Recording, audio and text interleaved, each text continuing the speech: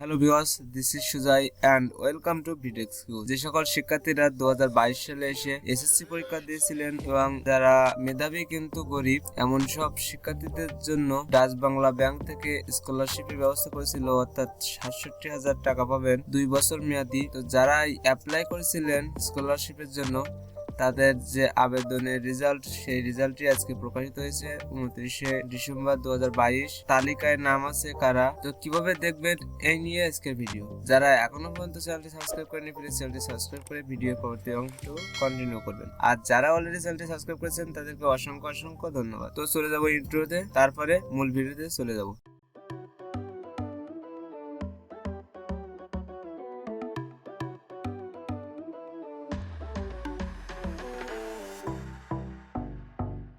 তো শিক্ষার্থীরা, প্রথমে আপনারা যে কাজটি করবেন, যে কোনো একটা ব্রাউজারে যাবেন, দেন এখান থেকে DBBL স্কলারশিপ এটা লিখে সার্চ করবেন। সার্চ করার পরে এখানে দেখতে পাচ্ছেন আপনাদের সামনে একটা ওয়েব লিঙ্ক চলে আসবে। এখানে প্রথম যে লিঙ্কটি চলে আসবে, দেন এখানে ক্লিক করে দেবেন। তো ক্লিক করলে আপনাদের সামনে এরকম একটা পেজ চলে আসবে। এখানে যদি খেয়াল করেন স্কলারশিপ ব্যাচ, এখানে এসএসসি 2021, এসএসসি 2022, এখানে দেখতে পাচ্ছেন অ্যাপ্লিকেশন স্টার্ট ডেট এবং অ্যাপ্লিকেশন ইন ডেট। তো এখানে আরেকটা জিনিস দেখতে পাবেন, এখানে ভিউ রেজাল্ট। তো এখানে যদি ক্লিক করেন, ক্লিক টু সি, তাহলে কিন্তু আপনার রেজাল্টগুলো দেখতে পাবেন।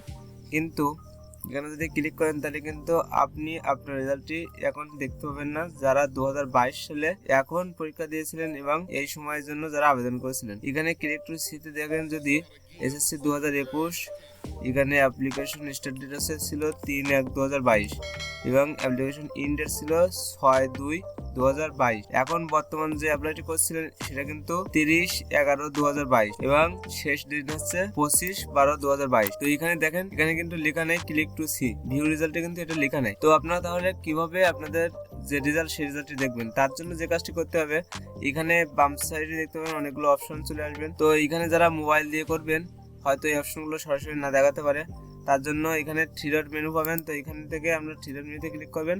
ক্লিক করে দেখবেন যে এখানে কিন্তু এই অপশনগুলো চলে আসবে।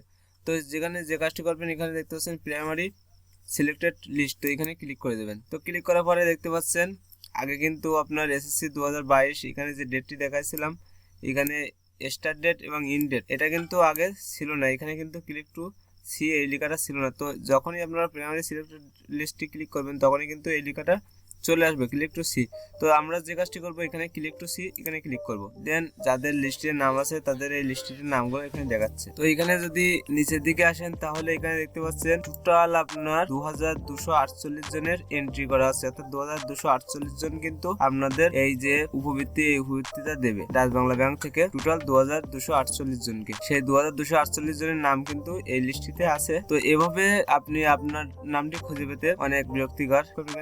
সার্চ, তো এখানে যাই আপনি এখানে দেখতেছেন অ্যাপ্লিকেশন আইডি, নেম, জেন্ডার, এখানে ফাদার্স নেম, উপজেলা নাম, এখানে সবকিছু কিন্তু আপনার এখানে দেওয়া আছে। তো আপনারা সরাসরি যারা আপনি চাচ্ছেন যে আপনার হয়েছে কিনা, তো তাদের যে অ্যাপ্লিকেশন আইডি, সেই অ্যাপ্লিকেশন আইডি দিয়ে এখানে সার্চ দেবেন। তো আমি একটা অ্যাপ্লিকেশন আইডি নিয়েছি এবং এখান থেকে সার্চ দিয়ে আমি দেখি। দেন এখান থেকে অ্যাপ্লিকেশন আইডিটি দিলাম, দেওয়ার পর এখানে সার্চে ক্লিক করলাম। তো দেখতে পাচ্ছেন এই যে অ্যাপ্লিকেশন আইডি, নাম হচ্ছে ইশিতা ইয়াসমিন, এখানে gender female, father's name Israfil Hossain, mother's name আছে মিস সেলিনা, এখানে ভিলেজ হচ্ছে আপনার খানপুর, পোস্ট অফিস ভুরুলিয়া, উপজেলা শ্যামনগর, ডিস্ট্রিক্ট সাতক্ষীরা। তো এখানে দেখতেছেন উপজেলার নেম শ্যামনগর।